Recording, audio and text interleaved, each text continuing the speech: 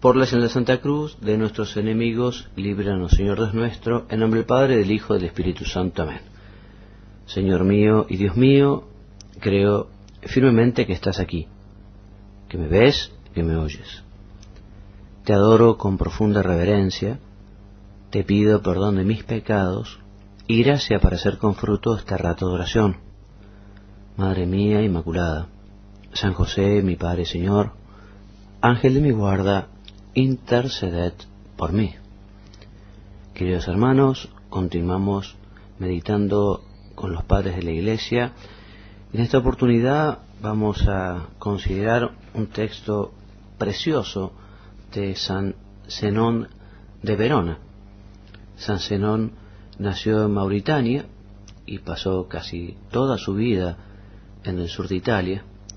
Fue obispo justamente de Verona, ciudad donde hoy se lo venera como patrono, y se distinguió por la lucha llevada a cabo contra la ya decadente herejía arriana, contra el paganismo y contra ciertos abusos que se habían infiltrado entre los cristianos. Dedicó San Zenón todas sus energías al cuidado de los fieles, y así lo atestiguan sus vibrantes sermones que fueron recopilados después de su muerte, que sucedió en el año 371. En ellos expone las verdades centrales de la fe y exhorta a la práctica de las virtudes cristianas. Muchos de aquellos sermones fueron dirigidos a los catecúmenos como preparación inmediata para el bautismo. En esas homilías se revela el gran orador con un conocimiento profundo de las letras cristianas y paganas. Vamos a meditar hoy el texto de San Zenón que se refiere a las virtudes teologales, un texto precioso, y que se llama Tratado sobre la Fe, la Esperanza y la Caridad.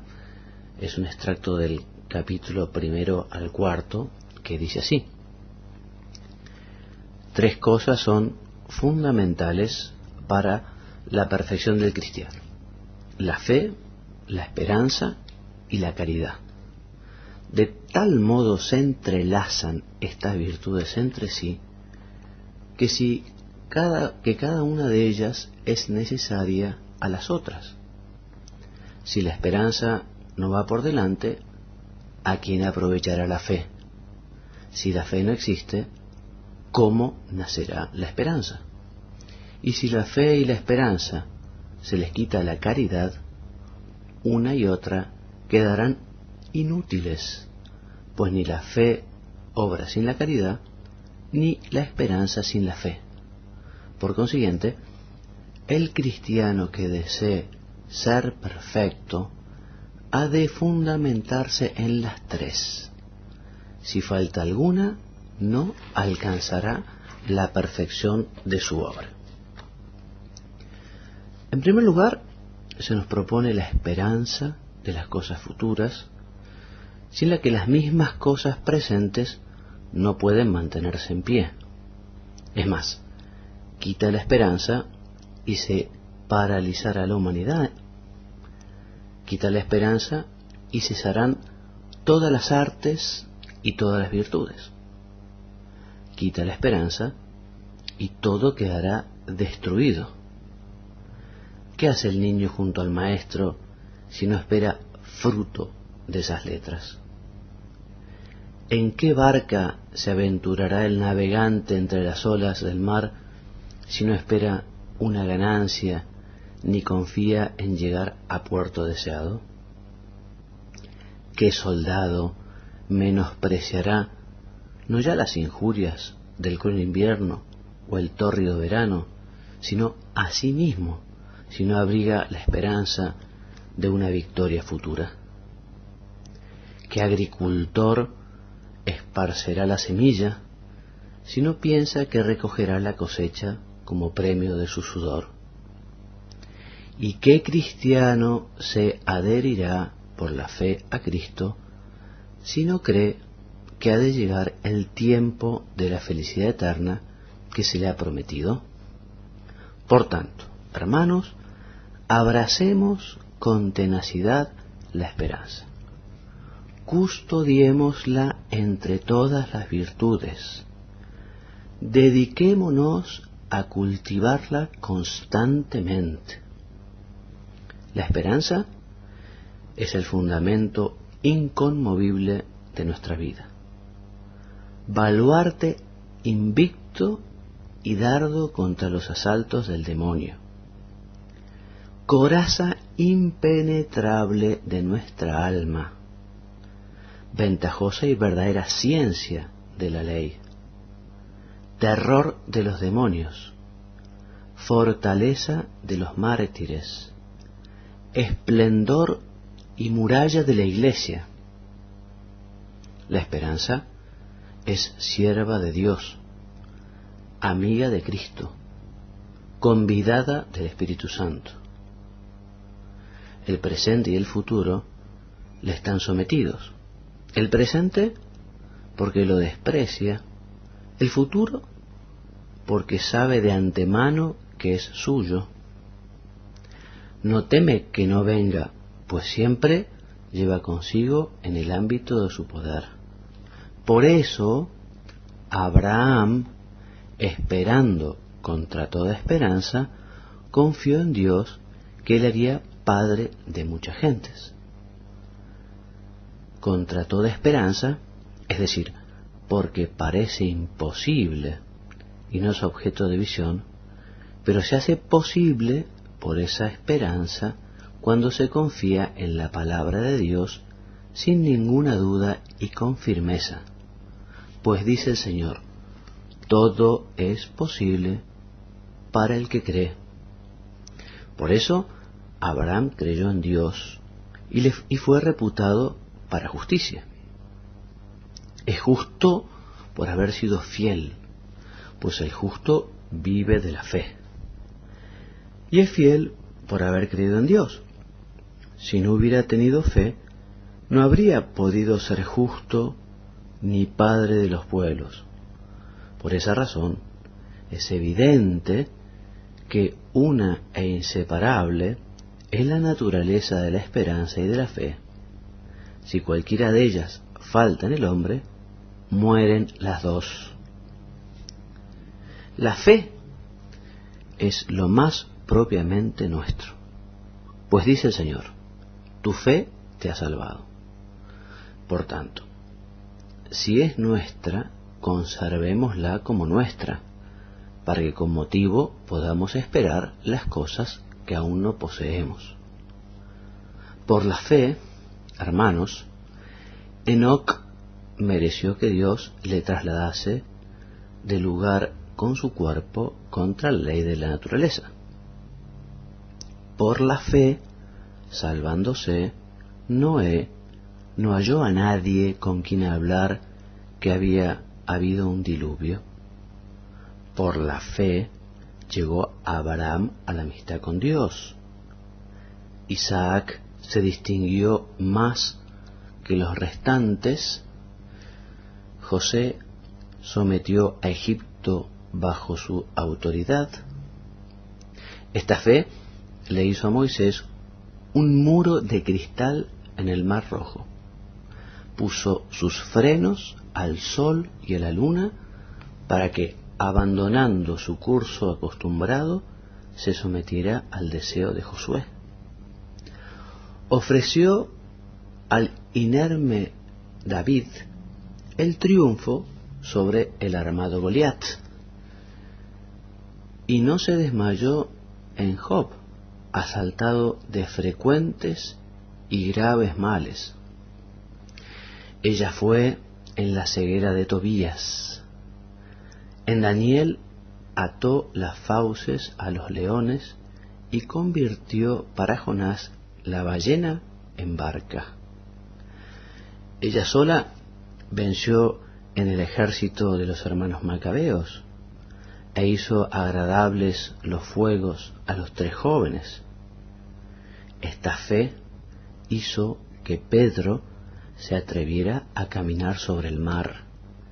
Y fue la causa de que los apóstoles curaran a muchos de sus contagiosas úlceras y enfermedades, cambiando la lepra deforme en limpiel. Por esta fe, añadiré, mandaron ver a los ciegos, oír a los sordos, hablar a los mudos, correr a los cojos, fortalecer a los paralíticos, huir de los posesos a los demonios, y con frecuencia volver de los sepulcros en sus propios funerales a los mismos muertos, para que todos vieran convertirse en lágrimas de alegría las que hasta entonces lo habían sido de tristeza. Por eso es largo, hermanos, ir detallando los frutos de la fe, sobre todo porque la caridad presenta unos hechos aún más portentosos. Y es lógico que sea así, pues de tal modo se eleva la caridad por encima de todas las virtudes, que por derecho propio es la reina de todas ellas.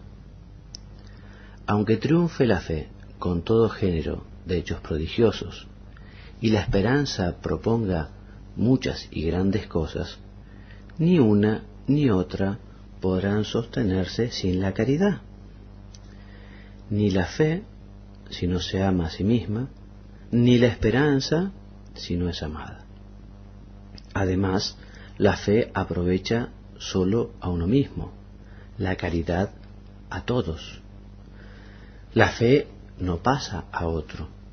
La caridad, poco es decir que alcanza a otro, pues beneficia al pueblo. La fe es de unos pocos, la caridad de todos. Añade a todo esto que la esperanza y la fe tienen un tiempo, mientras la caridad no conoce fin. Crece en cada momento, y cuanto más es practicada por los que se aman mutuamente, tanto más es debida entre ellas. La caridad no hace distinción de personas, porque no sabe adular.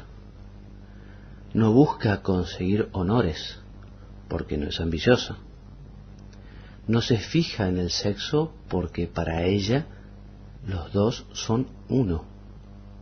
No se ejercita según el tiempo, porque no es caprichosa. No tiene envidia, porque desconoce qué es la envidia. No se hincha, porque cultiva la humildad. No piensa mal, porque es sencilla. No se deja llevar por la ira, porque también abraza gustosamente las injurias. No engaña, porque es la guardiana de la fe. De nada se muestra indigente, porque, fuera de lo que es, no experimenta ninguna necesidad. La caridad conserva los campos, las ciudades y pueblos, y los tratados de paz. Suprime las guerras, borra las riñas, vacía los privilegios, evita los tribunales, erradica los odios, aplaca las iras. La caridad traspasa el mar, circunda el orbe, suministra lo necesario a las naciones por medio del mutuo intercambio. Proclamaré, hermanos, su poder con brevedad. Lo que la naturaleza ha negado a unos lugares, la caridad lo otorga. La caridad del afecto conyugal une en una sola carne a dos personas con un venerable sacramento. Ella da a la humanidad que exista lo que nace. Por la caridad es amada la propia mujer. Los hijos se muestran orgullosos de su origen, y los padres son verdaderos padres. A ella se debe que los demás sean para nosotros prójimos y amigos, tan cercanos o más que nosotros mismos. A la caridad se debe que amemos a los siervos como a hijos, y que ellos nos sirvan gustosamente como señores. La caridad hace que amemos no sólo a los conocidos o amigos, sino incluso a los que nunca hemos visto. Y hasta aquí el texto de San Zenón, como te decía, un texto precioso, un texto de una riqueza extraordinaria, un texto en el que procuraremos solamente deleitarnos un poquito con las palabras, porque es tan rico que creo que esto da para unas cuantas meditaciones. Cada afirmación tiene una riqueza de contenido enorme, ¿no? San Zenón nos habla entonces de las 3 virtudes teologales que todos conocemos, que son la fe, la esperanza y la caridad. 3 virtudes, nos dice el santo, que van perfectamente entrelazadas. El Catecismo de la Iglesia Católica en este sentido nos pregunta y nos dice, bueno, ¿qué es o cuáles son las virtudes teologales, ¿no? Y nos responde diciendo que las virtudes teologales son las que tienen como origen, motivo y objeto inmediato a Dios mismo, infusas en el hombre con la gracia santificante, nos hacen capaces de vivir en relación con la Santísima Trinidad, y fundamentan y animan la acción moral del cristiano, vivificando las virtudes humanas. Son la garantía de la presencia y de la acción del Espíritu Santo en las facultades del ser humano. Y en esta meditación, querido hermano, queridos hermanos, podemos hacer un poquito de examen de conciencia y ver si efectivamente estamos viviendo de fe, esperanza y caridad. Primero San Zenón nos habla de la esperanza, ¿no? Y nos dice que justamente el mundo no funcionaría si no hay esperanza, por la que la gente no se movería a hacer nada, ni el alumno a aprender, porque no estaría seguro, no creería que no es capaz de conseguir aprender las letras, nos dice Zenón, tampoco el pescador, tampoco el soldado, y tampoco el cristiano se adherirá por la fe a Cristo si no cree que llegará el tiempo de la felicidad eterna. Hermano mío, pidamos entonces al Señor la esperanza. La esperanza obviamente nos ayudará a estar convencidos de que el Señor nos espera en el cielo y que nos dará todos los medios para poder alcanzar esa bienaventuranza. Nos sabemos hijos de Dios, sabemos que Dios es nuestro Padre y sabemos que Dios no nos deja solos nunca jamás, y que cuando a veces la vida se hace un poco más difícil, por eso dice San Zenón que respecto del futuro, el cristiano, el hombre de fe, lo desprecia en el sentido de que si ese presente, el presente lo desprecia, porque si ese presente es un presente lleno de contrariedades, de dificultades, de problemas, si en ese presente se ha presentado la cruz, el cristiano, entre comillas, desprecia ese presente porque sabe que Dios no lo abandonará y porque sabe que si efectivamente continúa avanzando hacia el futuro, como también dice él, el cristiano conoce el futuro. Conoce el futuro porque sabe que con la ayuda de Dios aquello va a pasar o aquello será fuente de un gran don, un verdadero regalo. San Zenón nos cita la fe, la esperanza de Abraham, ¿no? La esperanza de Abraham por la que confió en Dios cuando en momentos difíciles de su vida, en fin, se presentaba la posibilidad de perder la fe, de perder la esperanza, de perder la confianza en Dios. Pero Abraham creyó en Dios, por eso Dios lo reputó para ser justo, Es justo por haber sido fiel, pues el justo vive de la fe.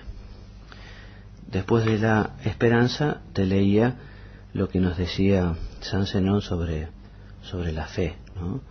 Vos sabés que la fe es ese don gratuito que da Dios, es una virtud teologal, es una virtud infusa por la que nosotros creemos en Dios y en todo lo que Él nos ha revelado y que la Iglesia nos propone creer, dado que Dios es la verdad misma. Por la fe el hombre se abandona libremente a Dios. Muchos de aquellos sermones fueron dirigidos a los catecúmenos como preparación inmediata para el bautismo. En esas homilías se revela el gran orador con un conocimiento profundo de las letras cristianas y paganas. Vamos a meditar hoy el texto. Toda su vida en el sur de Italia fue obispo justamente de Verona, ciudad donde hoy se lo venera como patrono, y se distinguió por la lucha llevada a cabo contra la ya decadente herejía arriana, contra el paganismo y contra ciertos abusos que se habían infiltrado entre los cristianos. Dedicó San por la señal de Santa Cruz de nuestros enemigos, líbranos, Señor Dios nuestro, en nombre del Padre, del Hijo y del Espíritu Santo. Amén. Señor mío y Dios mío, creo firmemente que estás aquí, que me ves, que me oyes. Te adoro con profunda reverencia, te pido perdón de mis pecados y gracia para hacer con fruto este rato de oración. Madre mía Inmaculada, San José, mi Padre y Señor, Ángel de mi guarda, interceded por mí. Queridos hermanos, continuamos meditando con los padres de la Iglesia. En esta oportunidad vamos a considerar un texto precioso de San Zenón de Verona. San Zenón nació en Mauritania y pasó casi Zenón todas sus energías al cuidado de los fieles.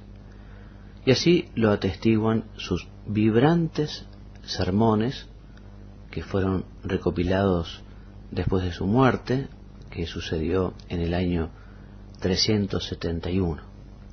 En ellos expone las verdades centrales de la fe y exhorta a la práctica de las virtudes cristianas.